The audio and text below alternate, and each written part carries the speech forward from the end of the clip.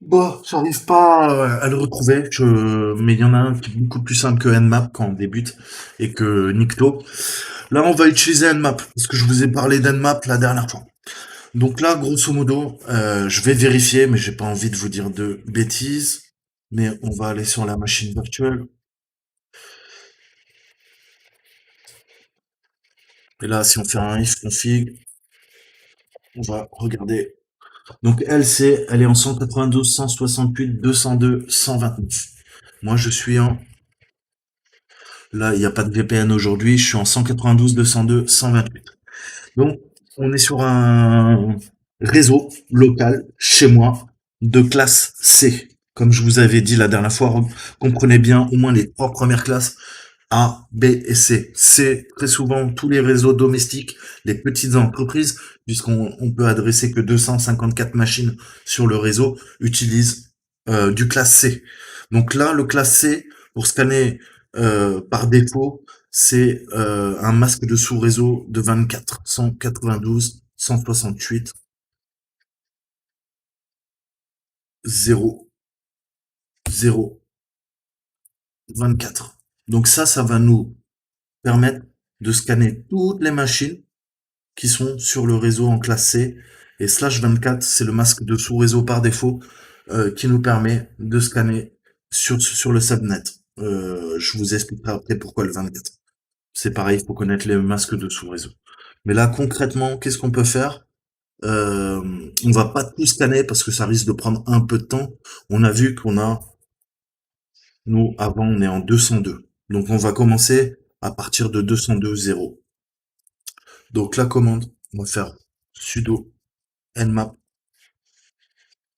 sn, pardon, sv, parce qu'on veut du verbeux. Donc, hop, attention, c'est du camel case. Et on rentre notre adresse qu'on veut pinguer. Donc là, on ping pas qu'une machine, on va pinguer plusieurs machines.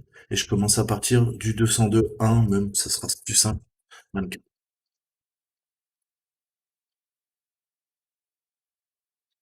Ce que vous devez savoir, c'est à chaque fois que vous voulez scanner tout un réseau en classe C, c'est tout le temps slash 24.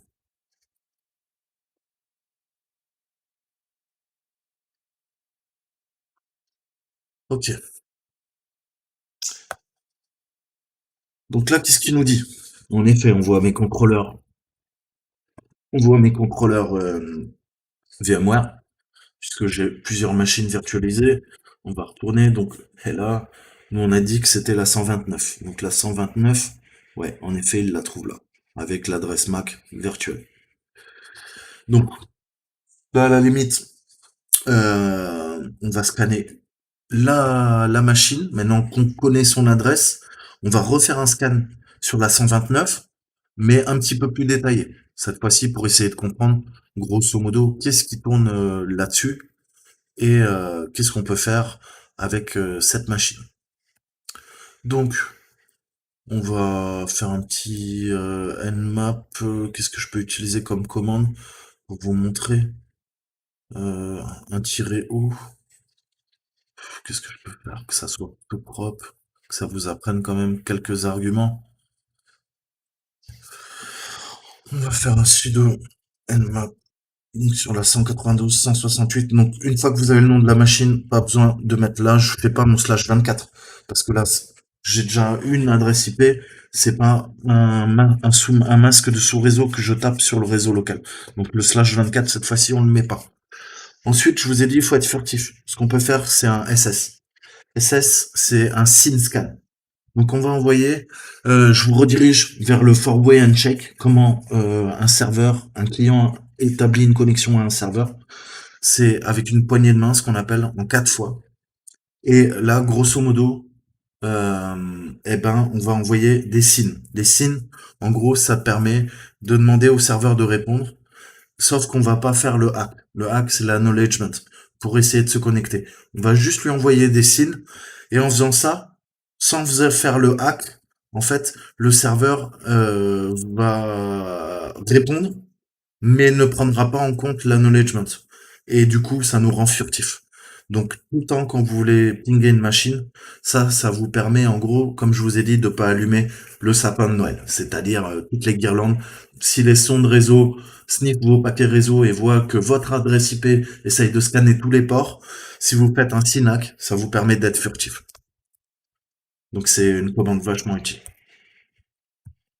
Ah, j'ai oublié mon SS, pardon. Et mon SV. SV, et là on est bon. Donc SV, c'est service, donc on va détecter tous les services sur la machine et la version.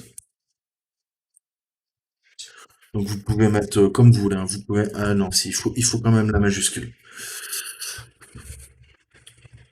Donc moi très souvent par défaut, c'est ce que je fais. Je fais un SYNSCAN, donc sudo, le logiciel, nmap, l'adresse IP de la machine, et le SSSV. Et là, vous voyez, en effet, donc il scanne les 1000 premiers ports. Il voit qu'il y en a 977 qui sont fermés. Ça veut dire qu'on en a 33 ici qui sont ouverts.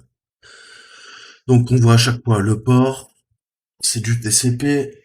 Alors, 2 petites secondes, j'ai ma télé qui va s'éteindre. Cool. Ok. On voit l'état du port, il est ouvert. Et le protocole utilisé, le service et la version. Parce que c'est important, en fonction de version, on peut exploiter une faille. Je peux par exemple faire ça et faire un search exploit. Donc là, je cherche un exploit dans ma base de données. Et pourquoi search exploit il me prend pas? Oui, parce que ce bâtard, j'ai réinstallé mon Linux. Je l'ai plus, ça veut dire. Ok, d'accord. Ok, donc je vais vous montrer comment l'installer, c'est vachement sympa. Search exploit. Exploit DB. Sudo apt install. Exploit DB. Hop.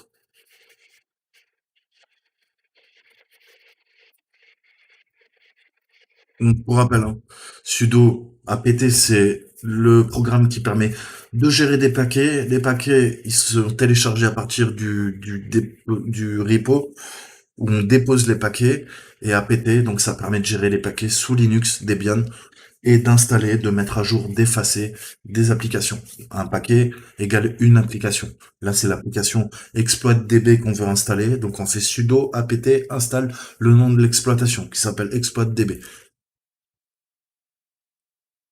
Impossible de trouver, tu te fous de moi ou quoi? Ah bah oui. Voilà. Donc là, il va le télécharger tranquillement en tâche de fond. Ça peut être utile. Nous, on va continuer tranquillement. Donc, on est là-dessus. Je vais faire un back. Et on voit donc qu'on a le VS FTPD qui est scanné. Hum, Ouais. Pourquoi il me reprend pas mes commandes? Donc on va essayer de faire un backdoor commande exécution, donc l'exécution d'une commande de porte dérobée. Le principe du VS FTPD, donc c'est un serveur FTP qui fait tourner en fait un daemon. Un daemon, c'est un démon. C'est pas les démons de diable, mais ça rapproche. C'est un démon, en grosso modo, c'est un logiciel, un service qui tourne. Comme vous avez des services qui tournent en tâche de fond sur Windows, un daemon sur Linux ou sur un serveur Unix, ça permet de faire tourner un service. Là, le service tourne sur le loopback du serveur, donc sur la boucle, et permet à une personne externe de se connecter à ce service via le démon. Donc il est stable, il est plutôt léger, et c'est un bon serveur FTP qui est généralement sécurisé et qui est utilisé en entreprise sur les serveurs Unix. Donc on va voir déjà si on peut pas trouver un outil qui va nous permettre d'exploiter une faille sur le VS FTPD. Donc premier réflexe, on connaît le mot-clé, on sait que c'est du VS FTPD. Si je remonte là, hop, voilà, j'ai la version. Donc je vais faire un search pour voir un petit peu ce qu'il en est et si la base de données ne comporte pas un exploit pour le VS FTPD. Donc search VS FTP. On met pas le D. Ah bah si, il fallait le mettre. Mais bon, il vous le trouve quand même. Donc là, il nous dit, lui, qu'il est excellent. La faille a été trouvée en 2011. C'est bien un exploit. Et c'est un backdoor commun, comme on avait vu. En 2, 3, 4. Nous, notre version, c'est une 2, 3, 4. Comme par hasard. Donc, voilà, hein, bien sûr, Metasploit en situation réelle, ça sera jamais aussi facile. Mais c'est pour vraiment vous apprendre les bases. Je vous ai dit, on commence très simplement et puis on va monter ensuite en puissance. Donc, l'avantage de Metasploitable, bien sûr, c'est que ils vous ont facilité les choses. Au début, il y a des exploits très faciles, et puis après, on va avoir des exploits qui sont de plus en plus compliqués, où il faudra qu'on écrive nous-mêmes des lignes de code, et il faudra maîtriser un petit peu les langages que je suis moi-même en train d'apprendre, hein, parce que c'est maîtriser parfaitement le PowerShell, le Ruby, le Perl, le Python, le Bash et le Virtual Basic, ça demande du temps, quoi. Il faut s'y mettre à fond, quoi. Donc, on va utiliser l'exploit. Donc, on voit que la version est compatible. C'est exactement la version qui nous intéresse. Et on voit le rating. Le rating, c'est excellent, le rank. Le rank, donc excellent, ça veut dire que dès que vous voyez excellent, c'est que c'est une faille, mais qui marche quasiment à 100%. Donc on va aller l'exploiter. On fait notre use 0, ou à moins que vous vouliez taper tout ça, mais moi, honnêtement, je suis un fainéant. Et un informaticien fainéant est un informaticien intelligent. Ok, on est donc maintenant dans le répertoire avec le backdoor. On va faire info. Et il nous dit que le module permet d'exploiter une porte dérobée qui a été ajoutée via une archive dans le VS FTPD.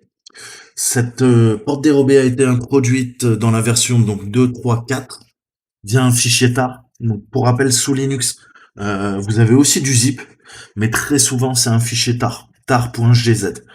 Et on a un autre outil qui s'appelle untar, qui permet de compresser et décompresser ces archives. Donc ça a été découvert entre le juin 2011 et juillet 2011. D'après les informations disponibles, donc cette porte dérobée a été retirée une fois qu'on l'a découverte, bien sûr, le 3 juillet, donc 3 jours plus tard. Donc vous voyez qu'on essaye de corriger les failles, d'où l'importance des tests d'intrusion en entreprise ou par des pen testers sur leur temps libre pour trouver les failles et les corriger au plus vite pour pas que ça soit les méchants black hats, les hackers qui viennent faire des dégâts et voler les informations ou détruire des serveurs. Donc là, qu'est-ce qu'il nous dit? On a besoin d'un airhost, on a besoin d'un airport. Je vous ai dit réflexe, une fois que vous avez fait votre impôt, vous n'êtes pas obligé, mais par contre, le show option, obligatoire. Donc, parfait. Là, on n'a que deux variables à définir. Le port 21, on va le laisser. C'est le port par défaut. Donc, pas besoin de le modifier, le airport. Quand on va modifier le airhost, c'est notre machine. Donc, pour rappel, on se refait un petit ifconfig et on prend notre adresse. Nous, on est en 128. C'est le airhost, donc c'est notre machine. C'est pas le lhost. Attendez, je suis en train de fatiguer. Euh, Si, c'est le airport, pardon. C'est le airhost, donc c'est pas ma machine, je dis des conneries. Sinon, ça serait lhost. Là, c'est la machine qu'on veut attaquer. Donc, on a vu que c'est pas 128, c'est la 129. Ok. Une fois qu'on a mis le airhost, on exploite. Ou vous pouvez faire la command run. Les deux marchent. Si une des deux ne marche pas, vous testez l'autre.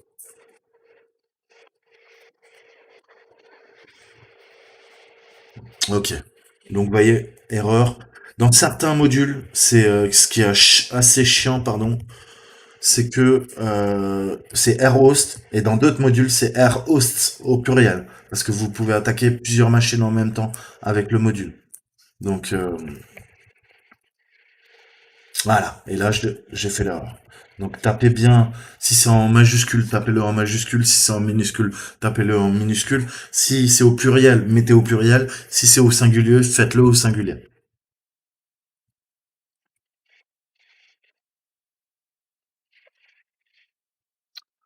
Ok, donc là, il nous spawn en user 331, il ouvre un backdoor, une porte dérobée, et on accède au compte route avec le guide et l'UID qui est 0. Sur une machine Linux, 0, c'est le plus haut niveau d'abstraction. Vous commencez avec un nombre, je sais pas, 441, en tant que compte local saltimbanque. Le but, ça va être de choper le route, le dieu dans la machine. Encore une fois, le compte administrateur. Et lui, il a tout le temps un IUD, donc un User Identifier, qui est égal à 0. Donc, on a un dump shell. Vous voyez, là, il nous dit rien. Il nous dit qu'il nous a ouvert une connexion, en effet, à partir de notre loopback sur le port 6200 de la machine Metasploit. Mais on peut quand même faire OMI. Et là, il nous dit direct qu'on est route. Pourquoi? Parce que cet exploit vous passe directement en route. C'est ce qu'il nous l'a précisé. Il a ouvert un tunnel, il a exploité la backdoor via l'archive qui est intégrée à l'exploit et il nous spawn. Donc spawner, c'est comme dans un jeu vidéo. Vous apparaissez, soit vous apparaissez avec les droits locaux.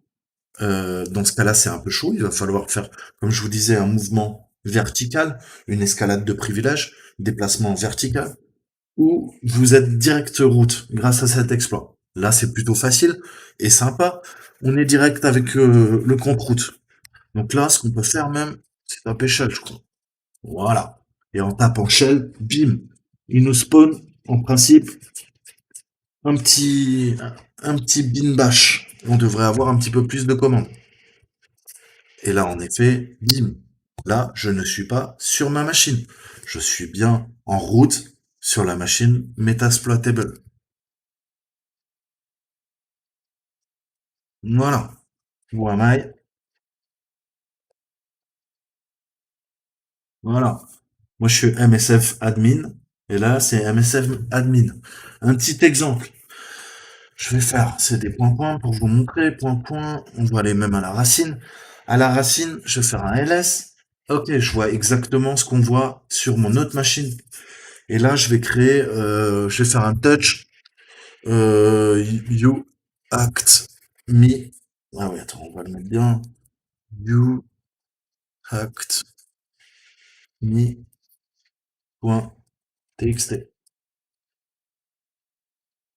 Je passe un sudo. Désolé pour le bruit.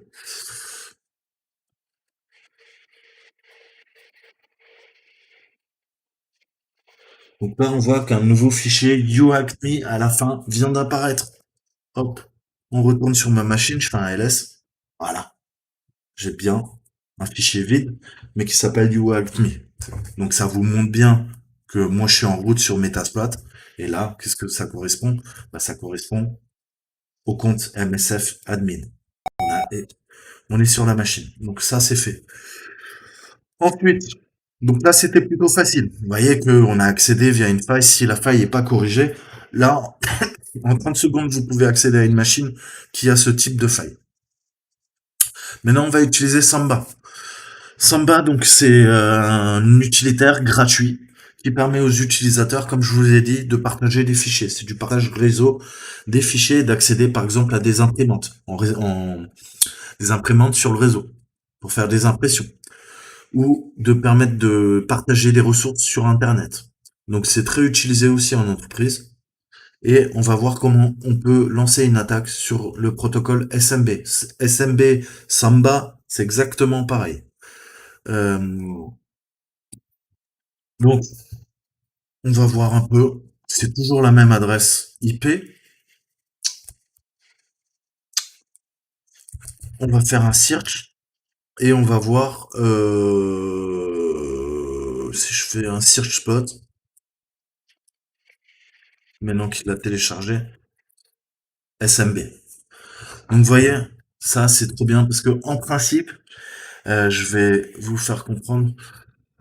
Avant qu'il y ait donc cette API ou cette logiciel en ligne de commande, c'était assez relou, se connecter à ExploitDB, qui est un site qui recense toutes les vulnérabilités publiques.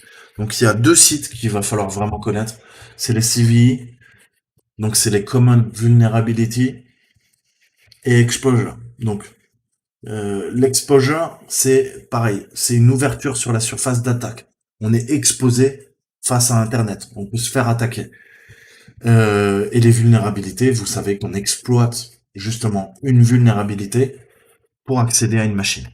Donc là, avant, il fallait aller là dans Search, allez hop, et chercher par mots-clés, par exemple. Je sais même pas où il est le truc recherche, ça fait tellement longtemps que je sais pas aller. Mais on a une liste. Donc là, on peut chercher par keyword. Là, je vais taper Windows. Il va me montrer toutes les failles qui sont pas corrigées, qui sont corrigées. Voilà, on a toutes les failles sur un Windows. Et c'est là que vous vous rendez compte que même votre Windows 10 à jour, il y a encore des centaines de failles qui sont pas protégées et qui existent. Que vous pouvez exploiter ou pas. Ça dépend si après les administrateurs système ont remédié à toutes ces failles. Mais vous voyez que donc ça commence tout le temps par CVE, ensuite l'année de découverte, le mois et le jour. Si je vous dis pas de bêtises, enfin quoique 59, je sais pas, mais 09 c'est sûr que c'est le mot. Donc un exemple, je vais là-dessus, ça me dit concrètement en anglais ce qu'il est possible de faire. Je peux cliquer sur le lien hypertexte et là, on voit qui a découvert la faille, pour quelle plateforme c'est. Là, c'est du Microsoft. Et parfois, on peut même voir si elle est critique, vous ne pourrez pas. Mais si elle n'est pas critique, il vous explique même comment vous pouvez faire l'exploiter sur une machine qui est comment dire exposée à cette faille.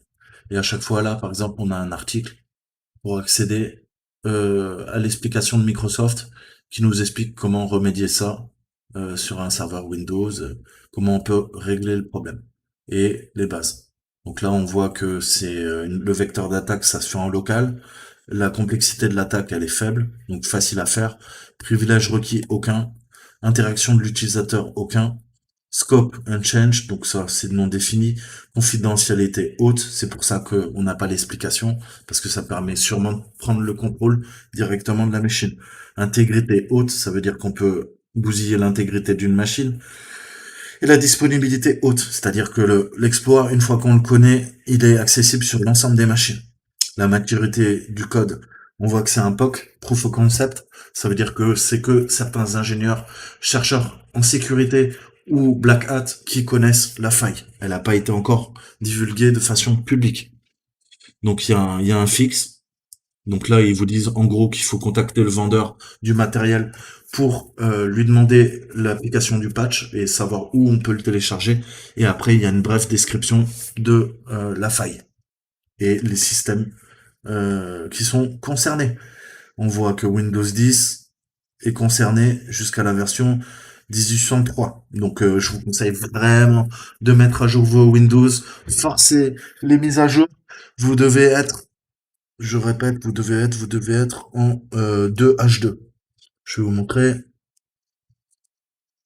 Voilà, la dernière version de Windows, c'est la 20H2.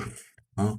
Il faut vraiment la mettre à jour parce qu'il y a des failles, sinon de sécurité. Et bah, comme vous voyez, un gars peu scrupuleux qui a des connaissances, il va requêter dans ses bases de données et pirater votre ordinateur. Easy peasy.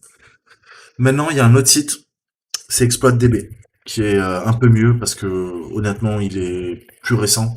Donc l'interface est beaucoup plus simple. Donc ça, c'est tous les exploits pour les tests d'intrusion, pour les pen testers. Donc là, on voit pareil, la date, télécharger l'exploit. Alors là, c'est encore mieux. Carrément, vous pouvez télécharger l'exploit directement dans la machine. Donc là, vous voyez, j'ai téléchargé le script Ruby qui me permet d'exploiter sur un serveur Citrix qui est utilisé en entreprise et de faire un local file inclusion avec Metasploit directement. On voit l'auteur, on voit le hardware, et c'est pareil, je peux cliquer dessus, récupérer d'autres informations. Là, directement, j'ai le code source que je peux télécharger, c'est le script Ruby, et ça, c'est un nouveau payload qui va venir s'ajouter euh, dans Metasploit. Donc l'avantage, c'est que vous voyez, vous pouvez aller directement là-dessus, mais je peux également requêter à partir de Searchploit Et c'est bien plus pratique. J'ai pas besoin de me connecter, lancer mon navigateur web. Donc là, SMB, est-ce qu'il y a du Linux SMB? On voit, si, on a quand même ça. On a Linux Remote, Dear List, qui nous permet de lister toutes les machines. Donc on va tester plusieurs trucs, mais il y a un script, un user map, donc qui permet de faire ça. Donc je vais vous montrer, on va en utiliser un autre, mais c'est pour que vous compreniez bien le principe, comment on va vérifier, requêter sur ces sites pour chercher des bases de données, les shellcodes, chercher d'autres informations ou des papiers universitaires qui vous donneront par exemple des solutions pour exploiter telle ou telle faille. Donc tout ça, c'est des failles publiques, par opposition aux failles privées qui sont en non-disclosure, c'est-à-dire qu'on ne connaît pas, qui ne sont pas connues du grand public, et ça, c'est l'armée, c'est les services de renseignement, c'est les mafias, c'est les black hats indépendants qui connaissent ces failles. Elles n'ont pas été encore patchées, c'est-à-dire que c'est les plus graves, parce que vos antivirus, vos systèmes de protection, vos logiciels, ils se feront avoir. On peut rentrer comme dans du beurre. Et il y a deux types de failles, les failles hardware, qui sont directement sur votre carte graphique, sur un des contrôleurs Southbridge, Northbridge de votre carte mère, ainsi de suite, ou des failles logicielles, applicatives, ou de votre système d'exploitation. Donc il y a différentes failles. En tout cas, ces sites-là, ça permet à chaque fois de connaître toutes les failles publiques.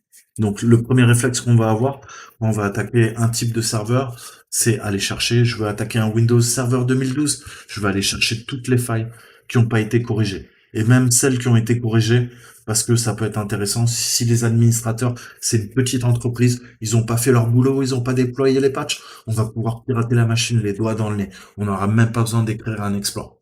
Donc, écrire du code source nous-mêmes pour exploiter la machine. C'est important de mettre à jour aussi Metasploit. Parce que ça, là, vous voyez, ça a été divulgué il y a pas longtemps. Eh ben, en mettant à jour MSF Console, vous aurez directement le module, le payload dans Metasploit. Même pas besoin d'aller sur le site, le télécharger et l'intégrer à l'arborescence de Metasploit. Et ça, c'est plutôt pas mal.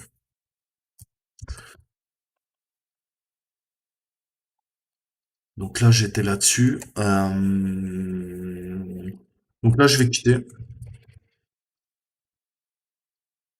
CTRL-C. Je fais un back et je vais faire un message update. D'accord. Donc avant, on pouvait mettre à jour la base de données en faisant MSF update et il nous dit que c'est plus supporté cette commande et qu'il faut faire maintenant un sudo apt install metasploit framework.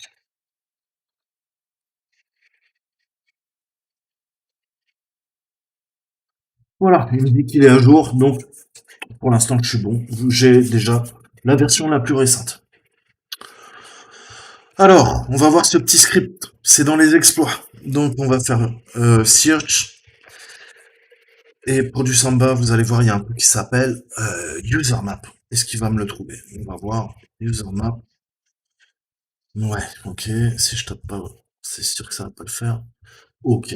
Donc il me trouve bien l'exploit multi Samba user map. Sorti en 2007. Excellent. Donc, use 0. On arrive dans le multi Samba user map script. Réflexe. Show options.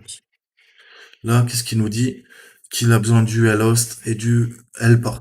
Le lhost, c'est notre adresse. Là, elle est bien configurée. On sait que nous, on est en 128. Et là, 129, c'est la métasploit qu'on attaque. C'est bien nous. Donc là, les paramètres sont déjà prédéfinis. Il a gardé. Donc on est plutôt bien. On va garder le port 139 qui nous permet d'attaquer Samba. Voilà. Et on a besoin du rhost. Donc je vais définir une variable globale. Comme ça m'évitera à chaque fois, dans chaque module, de retaper le rhost. Donc là, je vais faire un 7G au lieu d'un 7 tout court, rhost, et je mets mon adresse IP en 129. Je peux faire un petit show option. Ok, là on en a plutôt pas mal. On a défini. On peut faire un info quand même pour comprendre un petit peu. Donc le module exécute une vulnérabilité dans Samba version 3.0.20 via un RC3 qui permet en fait à un utilisateur qui n'est pas par défaut de lancer un username script pardon, dans le fichier de configuration en spécifiant un utilisateur qui contient des caractères méta. L'attaqueur peut exécuter du code arbitraire. Le code arbitraire et des commandes arbitraires, c'est qui, par défaut, elles ne sont pas autorisées. Pas d'authentification est nécessaire pour exploiter cette vulnérabilité, puisque l'option est utilisée pour mapper les utilisateurs. Donc, pour mapper, c'est pas exactement le terme. Je suis désolé, je fais beaucoup d'anglicisme, mais pour énumérer les utilisateurs avant l'authentification. Donc là, qu'est-ce qu'on fait? Bon, on va se faire un petit exploit pour exploiter la machine. Et là, bim, on a notre reverse TCP qui s'ouvre. On est bien, on va faire un petit embout ami et on est route. Encore une fois. Et là, si je veux un shell, je peux faire un get UID. Ah, pardon, on va faire le shell. Voilà, on upgrade notre dump shell en shell fonctionnel, en bash. On attend tranquillement. Et là, on va avoir beaucoup plus de commandes disponibles, puisqu'on a fait une mise à jour du shell en bash. Et le bash, c'est un vrai shell. C'est pas un dumb shell qui permet de faire que quelques commandes. Qu'est-ce que je pourrais vous montrer encore?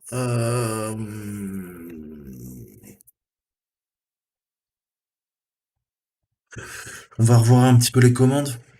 Ça pourra vous rafraîchir la mémoire. Qu'est-ce qu'on peut faire? Je regarde mes cours.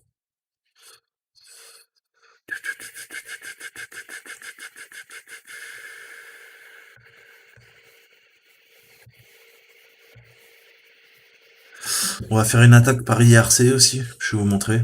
Donc IRC, ce fameux programme des années 90 qui permettait aux hackers de communiquer entre eux ou d'aller dans un salon, bien avant qu'il y ait les réseaux sociaux.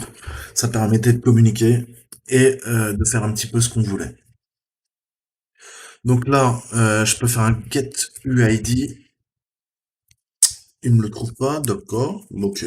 Mais bon, là c'est pareil, hein, j'ai encore une fois accès et je peux créer des répertoires, créer des fichiers avec Touch, je peux supprimer des fichiers, par exemple faire MNT, là je vais supprimer le dossier MNT, ou je peux faire carrément un RF slash. Là je supprime le disque dur du serveur, je peux le redémarrer ensuite en faisant un reboot, et là le serveur il est mort. Il est mort. Là j'ai effacé tous les fichiers récursivement sur la machine. Donc là, le serveur il est mort. Je le détruis en fait. Et dès qu'il reboot, en fait, il y aura plus de partition, il y aura plus de secteur d'amorçage sur le disque dur. Donc en gros, le serveur il est cuit. Donc vous voyez, avec deux commandes, vous pouvez flinguer un serveur. Donc encore une fois, quand vous faites des tests d'intrusion, faites attention à ce que vous faites. Attention aux commandes que vous passez. Et quand vous utilisez sudo pour élever vos privilèges, pour faire une commande de bas niveau sur un système Linux ou Unix ou macOS, attention à ce que vous faites. Vous pouvez à la fois péter votre machine ou péter celle d'un autre. Donc ne faites pas n'importe quoi, apprenez bien vos commandes. Rappel, RM, c'est pour supprimer des fichiers ou des dossiers. Et RF, c'est pour forcer de façon récursive. Donc là, si je fais ça, la machine, elle est morte. Je vais pas le faire parce qu'on va l'utiliser par la suite. Et j'ai pas envie de la remonter. Mais bon, pour vous donner un exemple, quoi. Faut toujours être conscient, bien comprendre, en fait, ce qu'on fait. Au début, c'est un peu lourd parce que, en effet, il y a plein de commandes à saisir, à apprendre. Voilà, je vais vous faire une dernière attaque et puis après je vous ferai une autre vidéo et là on parlera un peu plus profondément de Metasploit. Là, c'était vraiment des exemples que vous pouvez reproduire facilement en téléchargeant la machine Metasploit 2, comme je vous l'ai montré. Vous montez votre VM, vous montez votre VM avec ParrotOS ou Kali Linux et vous avez qu'à reproduire ce qu'on a fait dans la vidéo et vous pourrez montrer à vos potes. C'est assez facile et jouissif parce que là, l'attaque est plutôt facile vu que la machine comporte énormément de services avec des failles. Là, on va voir l'IRC. parce qu'il y a un client IRC, je crois, qui tourne. On va voir comment l'attaquer aussi. Et après, peut-être on fera du WBA, donc qui est une application web. Donc cette fois-ci, on attaquera des services, oui, des applications web. C'est un petit peu différent. C'est d'autres attaques. C'est important de les connaître aussi.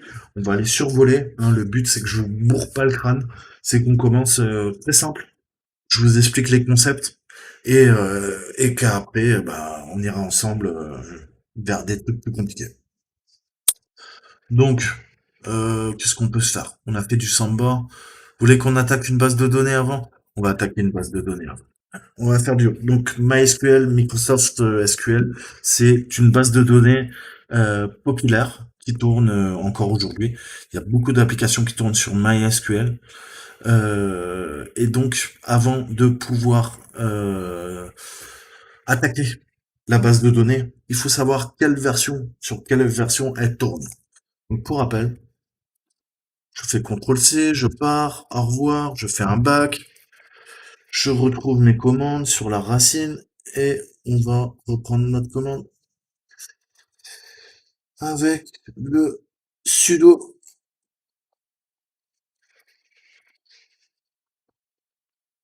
Donc là, en principe, il y a un serveur SQL qui doit tourner et on va lui faire les fesses. Excusez-moi l'expression. Mais en même temps, comme je vous ai dit, porte dérobée, quand vous utilisez la porte de derrière, généralement ça tourne autour de ça. Alors, SQL. Il n'y a pas de... Ah, si, hein. Ici, il y a un MySQL. Ok, on voit qu'il tourne sur le port 3306 en TCP qu'il est ouvert, c'est parfait. S'il est ouvert, on va rentrer dedans. Donc là, on a un auxiliaire. Rappelez-vous, les auxiliaires, c'est des scanners.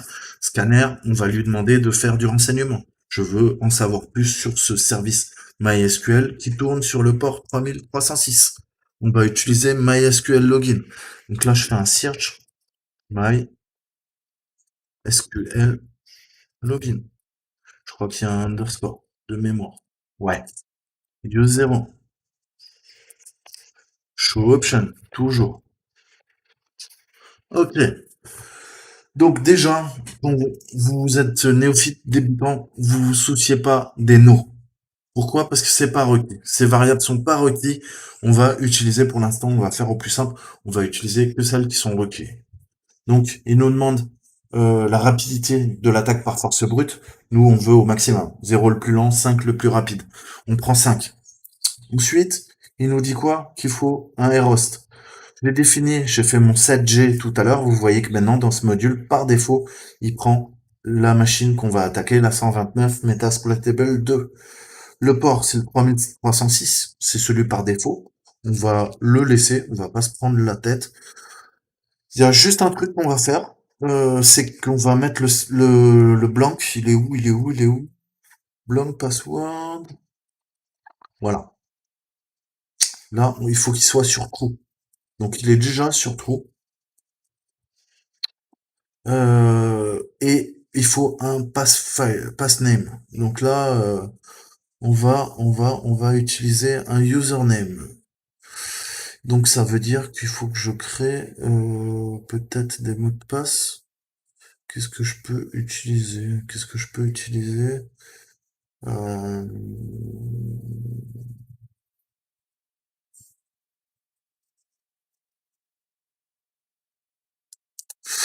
on va pas se prendre la tête, on est encore.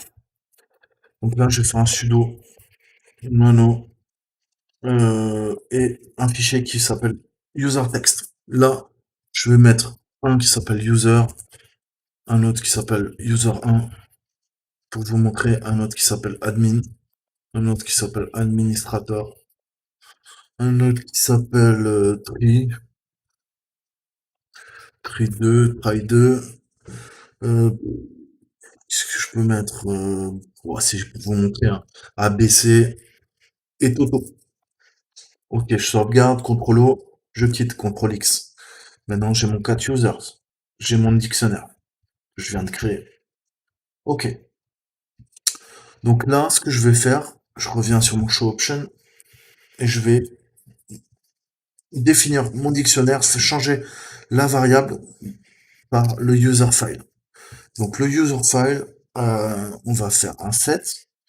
user file, on donne le nom de la variable qu'on veut modifier et on lui donne la valeur. La valeur, c'est quoi? C'est notre user.txt. Ok, c'est un show option. Il a bien défini la nouvelle valeur. Ça va venir taper dans notre dictionnaire, notre fichier qui s'appelle user.txt qui contient tous les mots de passe. Ensuite, qu'est-ce qu'on peut faire?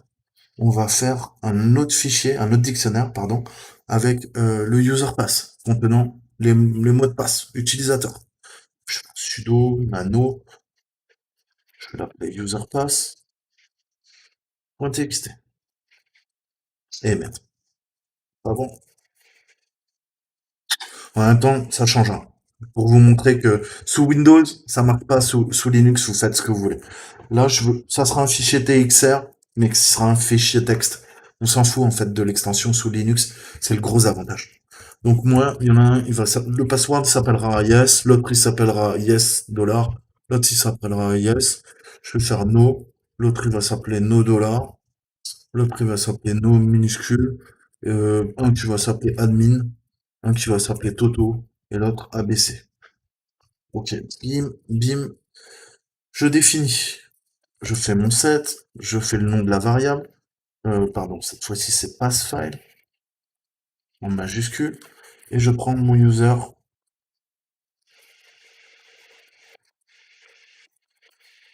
TXR. Et vous voyez que ça marche quand même. Alors que sur Windows, il vous aurait fait chier, vous aurait dit oui, extension TXR, je connais pas, je peux pas créer un dossier texte. Linux, il s'en bat les couilles. Et même, je vous apprendrai à faire de l'obfuscation. Par exemple, sous Linux, vous pouvez faire un fichier qui est à la fois un PDF, qui va s'appeler virus.pdf.py. Et le plus fou,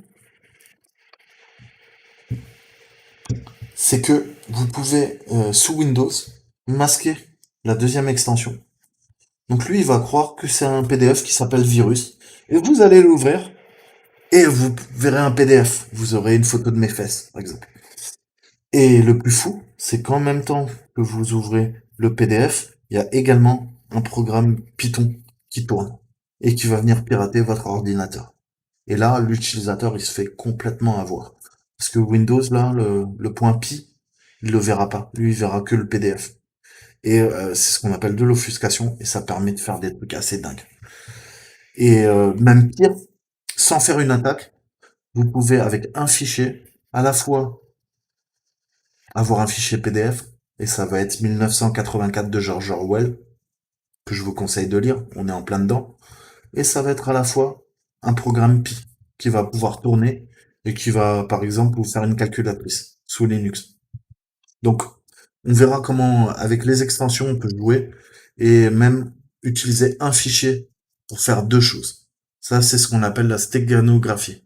La stéganographie c'est l'art de dissimuler des informations dans des fichiers informatiques, numériques. Mais ça, c'est encore une autre partie. Je vous apprendrai ça. C'est super intéressant. On va pouvoir cacher des mots de passe dans des images. On va pouvoir cacher du texte dans des images. On va pouvoir cacher des photos dans d'autres photos. Et à l'œil nu, ça sera invisible. Par contre, la personne qui connaît les techniques pourra décrypter des messages. Vous pourrez envoyer des messages secrets que les autres ne verront pas. À moins qu'ils connaissent la stéganographie et qu'ils soient calés là-dessus, là, bien sûr, ils pourront déchiffrer. Mais vous verrez, c'est une discipline totalement différente de ce qu'on est en train de faire maintenant. C'est comme la cryptographie. On verra beaucoup plus tard. Donc, revenons à nos moutons. Moi, maintenant, j'ai configuré tout ça. Ça me plaît plutôt pas mal. Je vais essayer de lancer l'export, hein.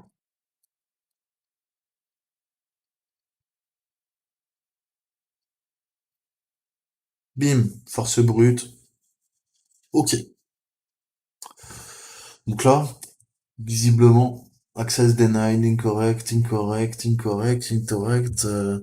C'est pas la fête. C'est pas la fête, c'est pas la fête. Donc qu'est-ce qu'on pourrait faire? Qu'est-ce qu'on pourrait faire? Qu'est-ce qu'on pourrait faire?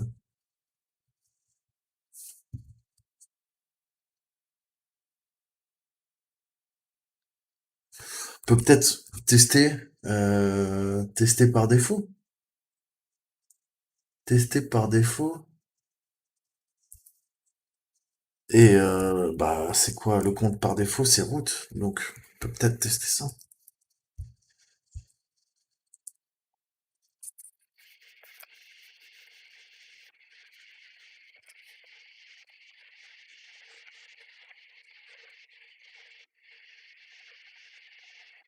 Donc sudo nano user.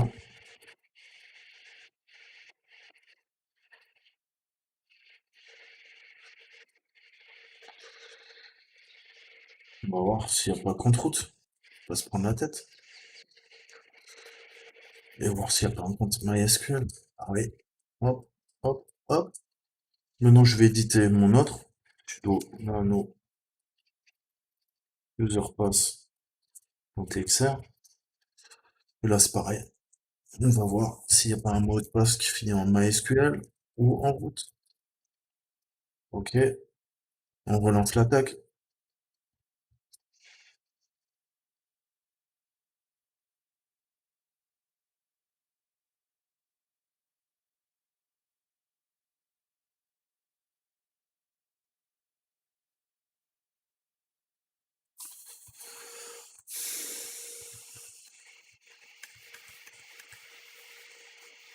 Et là, vous voyez qu'il m'a bien trouvé route.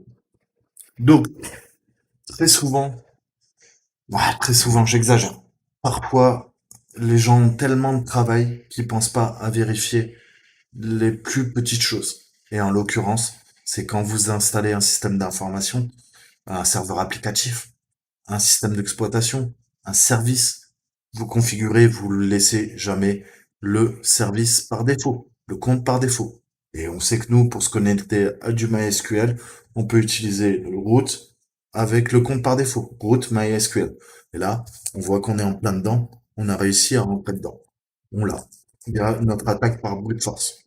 Donc des fois, n'allez pas lancer des dictionnaires qui font 50 millions de lignes, allez sur Internet, tapez mot-clé default credential, mot de passe par défaut, MySQL, et là, vous allez avoir plein de gens sur les forums qui vont vous dire, ah ouais, tu veux te connecter par défaut au service?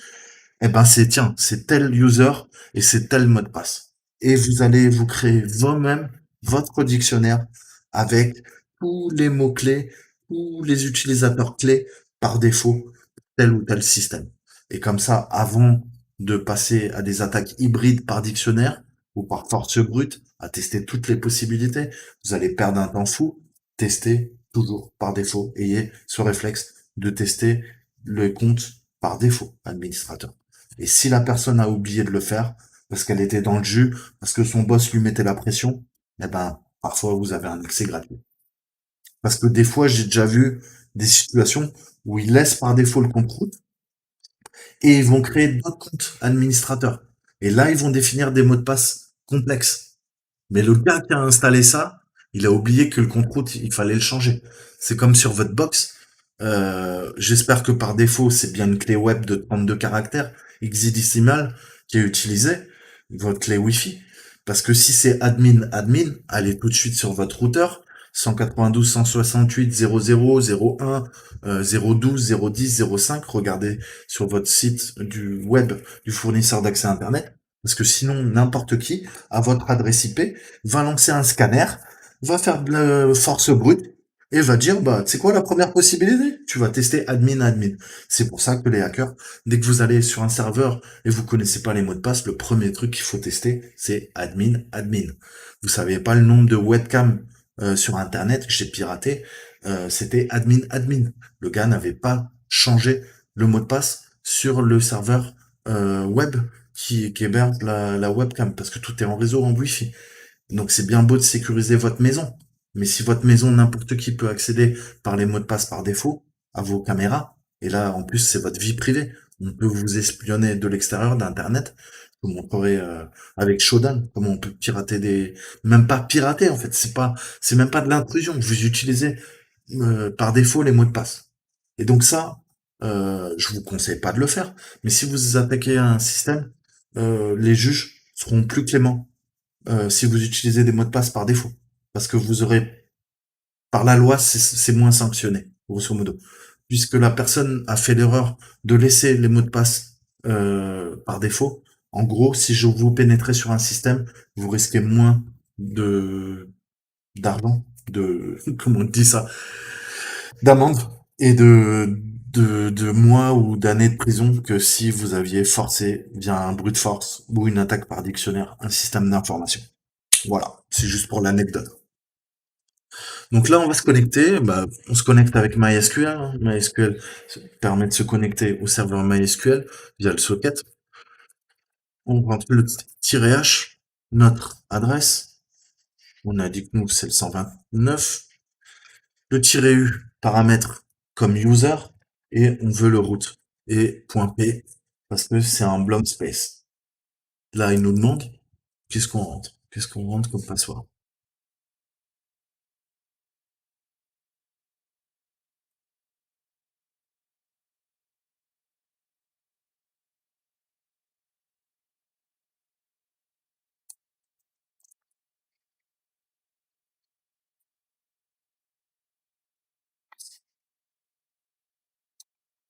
Et les bêtises, hein. Voilà. Donc, c'était juste pour vous montrer comment faire un dictionnaire et attaquer avec des mots de passe. Mais en fait, dans cet exemple, l'administrateur a fait n'importe quoi. Parce que non seulement on peut se connecter avec le root, mais on n'a pas besoin de préciser de password. Là, vous voyez que j'ai fait "-p", c'est pour définir le password et que j'ai rien mis. C'est pour ça qu'ils testent les blank space. Je remonte là-haut. Voilà. Blank password. Mot de passe vide. Tous les utilisateurs. Et en fait, tout à l'heure, quand ça a marché, il m'a pas dit le mot de passe, par exemple, password incorrect, password c'est no, ou using password yes. Il m'a dit success root. Et quand vous voyez ça, et qu'il n'y a pas la précision avec le password Toto, Tata, ABC, 1, 2, 3, admin, mot de passe de la mort qui tue, là c'est juste success root. Et ça veut dire qu'on peut se connecter avec un blank password, un mot de passe vide. Donc là, quand je me connecte via le MySQL et je vois que j'accède à une base de données MariaDB d'Oracle et je vois que je suis maintenant sur la machine et le serveur MySQL. Et là, à partir de là, imaginons que je suis dans une entreprise, bah là j'ai accès à tout, au service comptable, je peux effacer les fiches de paie. Je peux même limite rendre plus riche un pote. Si vous attaquez l'entreprise d'un ami à vous, vous pouvez lui augmenter son salaire sur les fiches de paie si vous accédez à la base de données du bon service, genre comptabilité, ressources humaines, ça peut être intéressant. C'est une blague, mais c'est pour vous montrer la puissance. En gros, qu'on peut, une fois qu'on accède à une base de données, on peut faire quasiment ce qu'on veut. Effacer des choses. Après, voilà, il faut connaître le langage pour requêter en base de données. Donc voilà, là on a piraté la base de données. Je vous montrerai après les trucs basiques hein, sur, sur une base de données. Euh,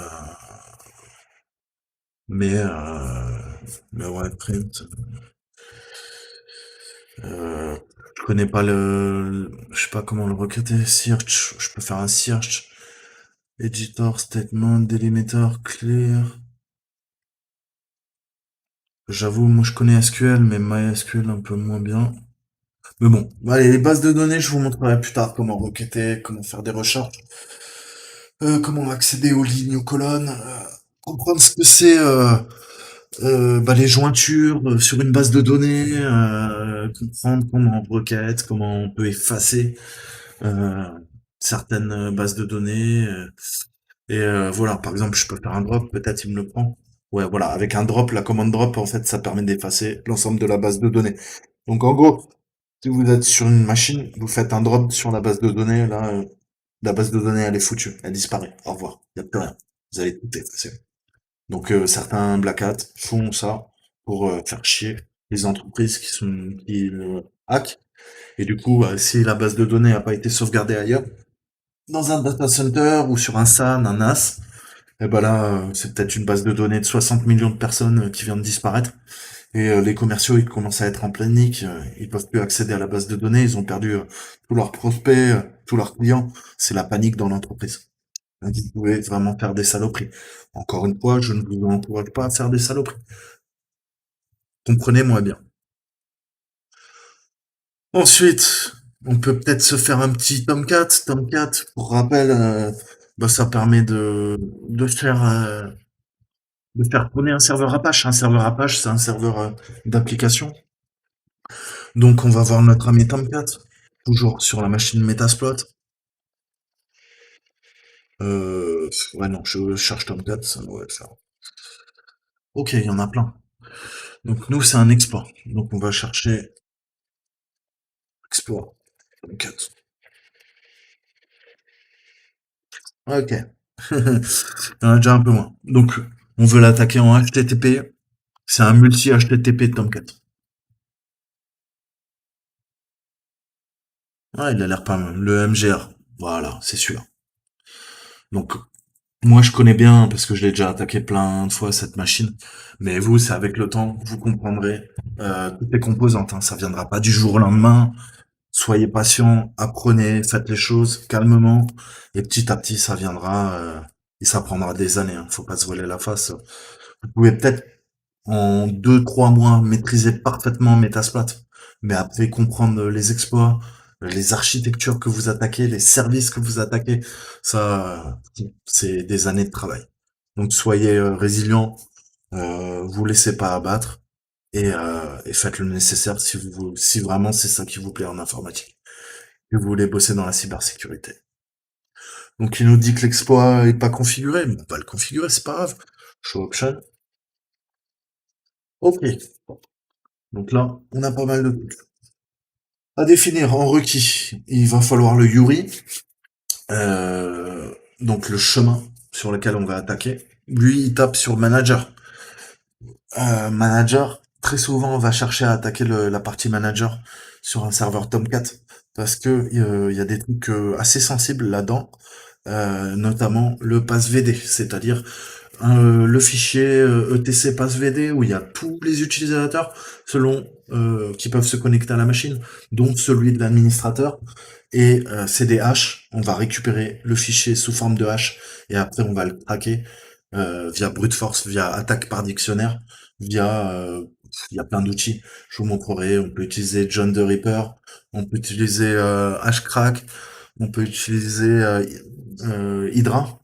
Donc c'est plein de logiciels qui vont soit utiliser la puissance de votre processeur pour hacker le fichier chiffré, crypté, soit carrément on peut utiliser la carte graphique. Et là, la carte graphique, dites-vous, elle est entre 30 et 200 fois plus rapide que le processeur.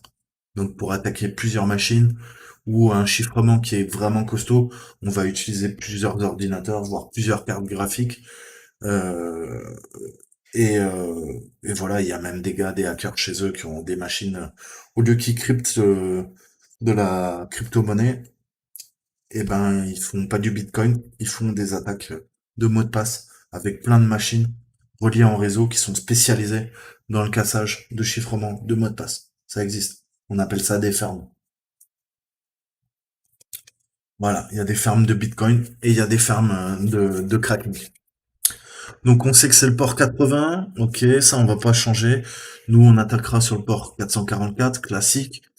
C'est le port par défaut pour les attaques Metapredator, Metasploit. Et on va juste s'assurer qu'on a notre airhost. Là c'est pas le cas. On va le redéfinir puisque j'ai quitté. Donc je vais remettre ma variable globale airhost au pluriel 129. Ok. Qu'est-ce qu'il nous faut encore le hellost, il l'est mis. Le helport, il est mis. Le username, pareil. Là, on se prend pas la tête pour définir le username et le password. Bah, par défaut. Par défaut, là, j'ai même pas besoin d'aller chercher sur Internet. C'est Tomcat et Tomcat. Donc, on va faire set username, Tomcat, minuscule, 7, merde. Donc là, on va définir la variable password, Tomcat, minuscule. Le target c'est automatique, donc là on va quand même s'assurer, c'est set target 0, parce qu'on veut l'ID en automatique. Et non, on va changer le port. C'est quoi le port? Le airport? Non, non, non, non, non, non, c'est pas bon ça, c'est pas 80. Pourquoi il attaque sur... Non, non, c'est pas bon, c'était pas ça. Non.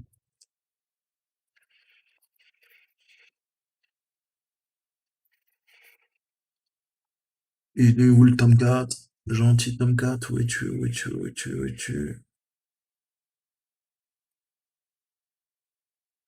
Donc voyons, là, je vois tous les services et je vois pas le Tomcat. Donc à mon avis, bah, c'est celui qui n'est pas listé. Et en effet, sur le port 80, là, c'est du HTTP, hein, là, c'est un serveur web qui tourne. Moi, je suis quasiment sûr que c'est le 81-80. C'est pas le 80, comme nous dit le module. Donc là, et ça, il va falloir le changer.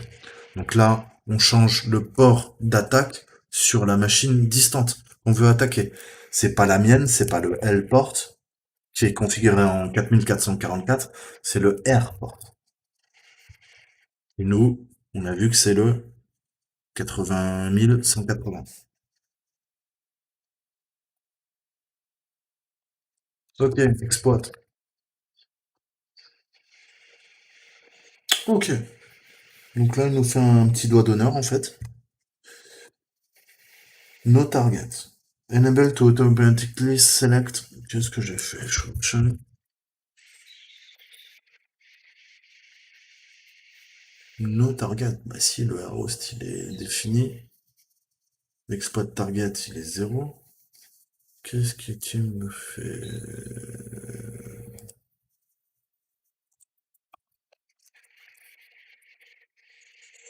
Non. Euh,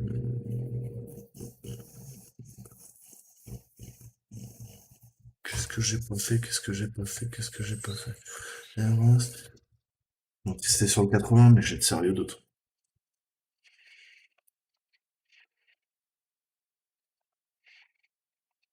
Exploit. Cat film does not match. Ouais, en effet.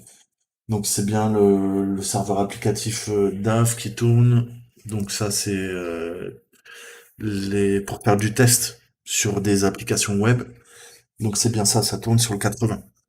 Donc bah ouais, je comprends pas. Je suis un peu surpris. C'est bien le 81, 80.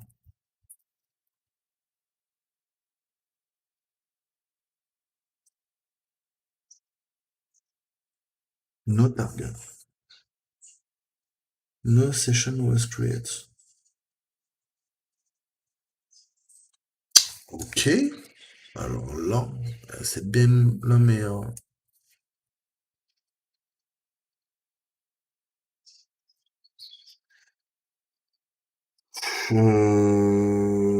Exploit target, je te mets la machine, moi, je veux bien. On s'en suit pas 202 pour 59.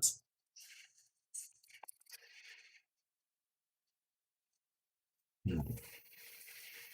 Must select target, ouais, mais c'est ce que je te fais, c'est 0. Et tu veux pas me le prendre, Coco.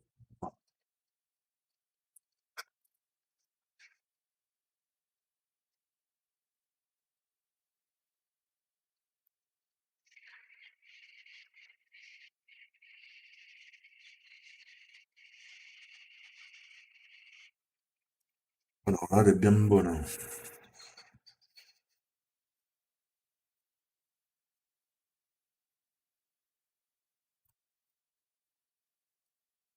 Pourquoi je bloque? Pourquoi je bloque?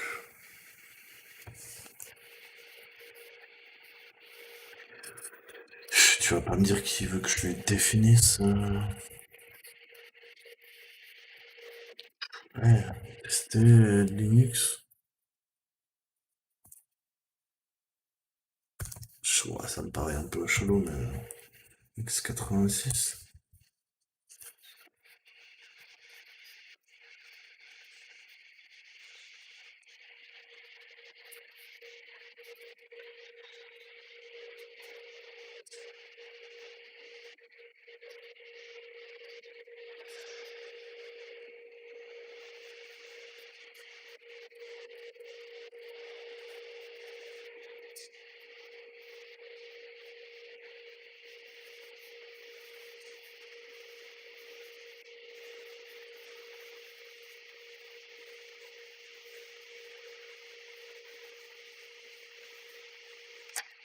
Mhm.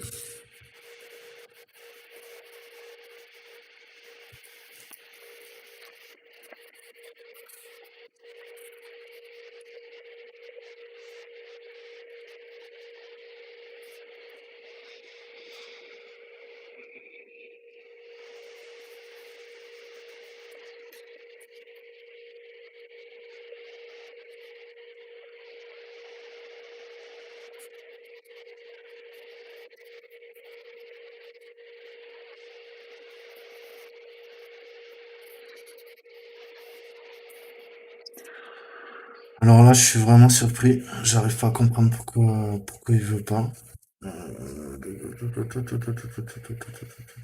MGR deploy, ouais. Qu'est-ce qui t'arrive, Coco? Pourquoi ça me fait? Le but, c'était de faire un brute force là-dessus, mais alors là, je comprends vraiment pas pourquoi il veut pas. Pourquoi il me prend la tête avec ces histoires d'ID, puisque de toute façon, je l'ai mis en automatique. Donc là, je suis vraiment surpris. Lost, 129 Air celle qu'on attaque. Yuri Manager. Ah, il l'a pas pris, HTTP. Oh putain, c'est peut-être moi qui fais de la merde en fait. Depuis tout à l'heure, c'est pas password et username. La variable, elle a un autre nom.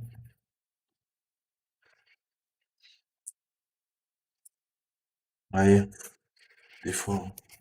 Si c'est ça, je suis vraiment bête. Enfin, ça sera pas une surprise en même temps, mais bon. Donc l'autre, il s'appelle quoi? Username. Donc HTTP.